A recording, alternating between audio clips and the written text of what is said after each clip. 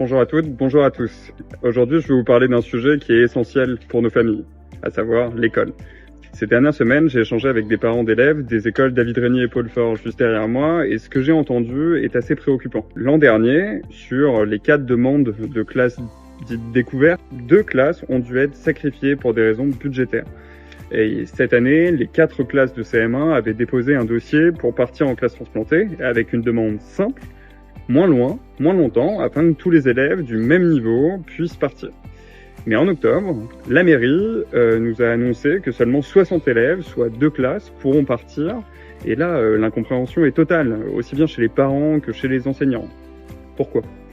Parce que le budget est réduit et surtout parce qu'il n'y a aucune transparence. Les demandes de budget maximum sont restées sans réponse et la mairie joue sur l'opacité et on doit avouer que ça crispe un peu les échanges. Et ce n'est pas tout.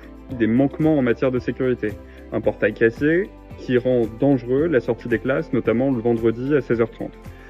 Un espace à Jean-Mermoz qui n'est pas sécurisé, les projets de store ou de végétalisation de la cour qui traînent depuis des mois. Donc nous, qu'est-ce qu'on proposerait ?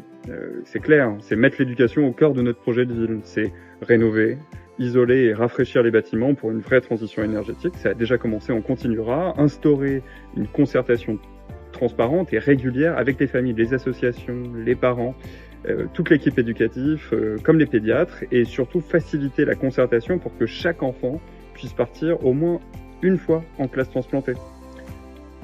L'éducation, c'est l'avenir de nos enfants et de notre ville. Ensemble, il faut qu'on fasse en sorte qu'elle redevienne une priorité.